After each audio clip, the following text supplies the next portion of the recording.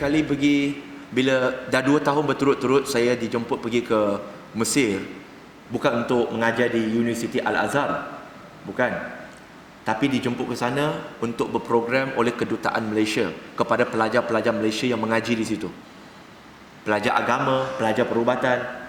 Di Madinah juga ketika saya buat umrah, ada beberapa mesej yang saya nak kongsikan dengan adik-adik muslimin dan muslimat yang dirahmati oleh Allah Subhanahu Wa Taala. Kalau kita lihat kepada senarai ataupun statistik kita di Malaysia, boleh dikatakan setiap tahun kita ada beribu-ribu graduan, yakni mereka yang belajar agama itu tamat pengajian di Universiti Islam, College Islam ataupun pondok. Betul ke tidak? Bila bertambahnya orang yang cerdik pandai agama, betul ke tidak? Sepatutnya bila bertambahnya orang yang pandai agama, sepatutnya masalah di dalam masyarakat itu akan berkurangan dengan bertambahnya orang yang pandai agama. Betul ke tidak? Sepatutnya. Tapi masalah kita bertambah ke berkurang? Kenapa boleh bertambah? Kenapa boleh bertambah? Masalah tu boleh bertambah. Jangan bagi tahu kepada saya, "Uncle, itu kan qadar Allah." Saya tahu. Tapi adakah dia juga qadar Allah? Memang qadar Allah juga. Tetapi pernah tak kita terfikir apa peranan kita sebagai orang yang belajar agama, orang yang memahami agama? Angka masih ingat? Angka nak kongsi sedikit pengalaman peribadi sebab kita nak bagi motivasi. Pada tahun 2016, adik-adik kenal program bernama Pencetus Ummah? PU, PU. Waktu itu Angka dijemput, okeylah Angka lah. Saya dijemput oleh pihak Astro Oasis untuk memberikan perkongsian dengan para peserta Pencetus Ummah. Okey, mereka bagi saya, ini orang yang nak bertanding, ini yang tak bertanding bagi ceramah. Mu'alaf yang bagi ceramah. Saya bagi nasihat kepada Pencetus Ummah semua, 20 orang. Okey, dan tahun itu dimenangi oleh sahabat kita lah, PU Mizi. Okey. Antara nasihat yang saya berikan kepada mereka, ini nasihat saya kepada mereka yang juga telah disiarkan di dalam Astro Oasis. Saya tanya kepada mereka, dan soalan yang sama saya nak tanya adik-adik supaya adik-adik terbuka untuk berfikir.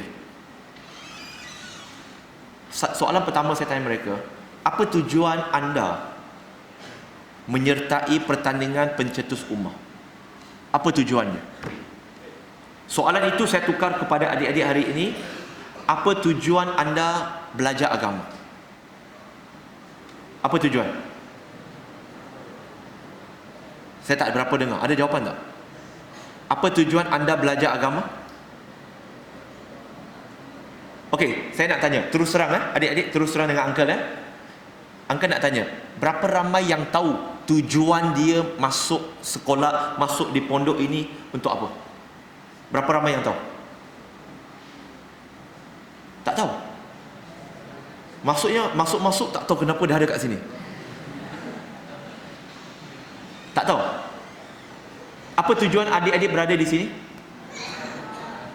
Belajar untuk apa? Ya? Untuk berjaya. Berjaya apa?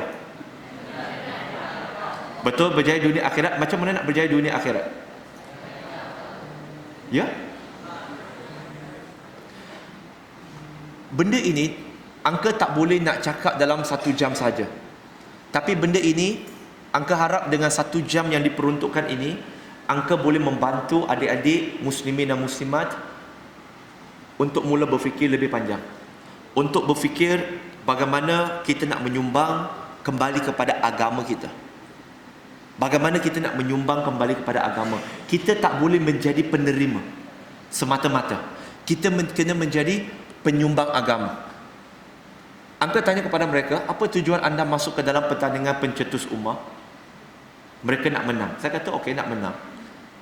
Tetapi jikalau kita menang, itu bukan matlamat.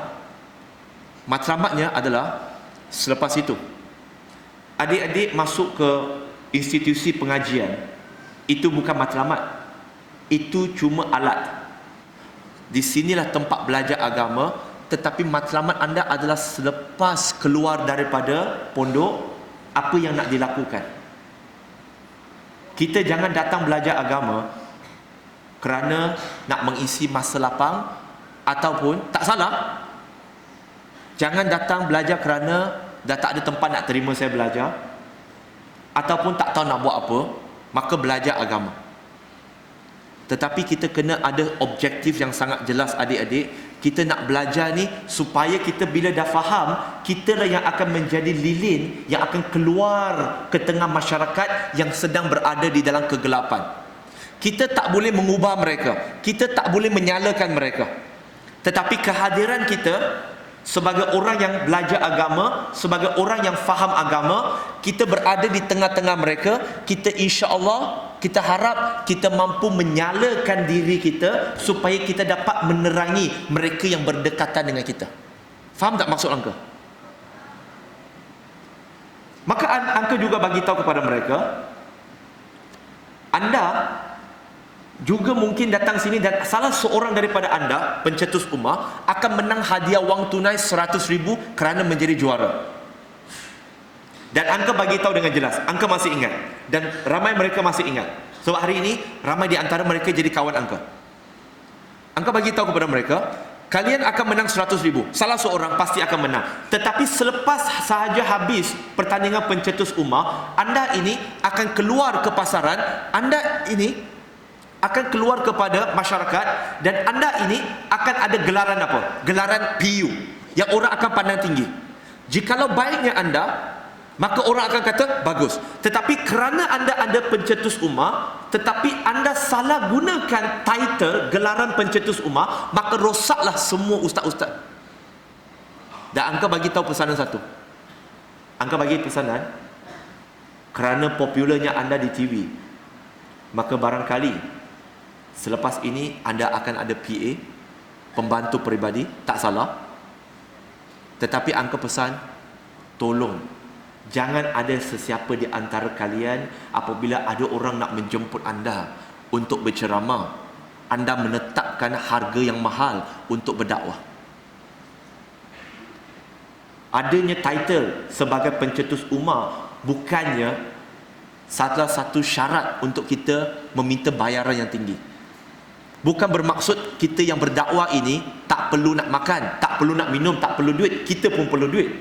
Tetapi jangan jadikan syarat memenuhi jemputan ceramah, syarat memenuhi jemputan dakwah adalah dibayar. Kerana kita telah mendapat ganjaran bila kita niat nak berdakwah kerana Allah Subhanahu Wa Taala. Allah akan cukupkan nikmat kita. Allah Subhanahu Wa Taala akan cukupkan rezeki untuk kita.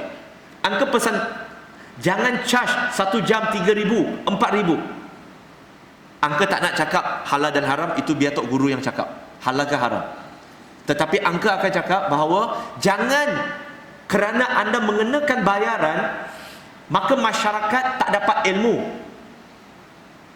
Kerana hari ini ramai yang mengenakan bayaran yang tinggi-tinggi untuk berdakwah. Dan pesanan angka untuk adik-adik di sini yang belajar agama, selepas tamat pengajian di sini, anda semua ini akan mendapat gelaran ustaz ataupun ustazah. Betul ke? Apa pandangan masyarakat kepada mereka yang ada ustaz dan ustazah? Baik ke tak baik? Maksudnya bila baik, pandangan mereka baik, maksudnya kepribadian kita, akhlak kita pun kena baik.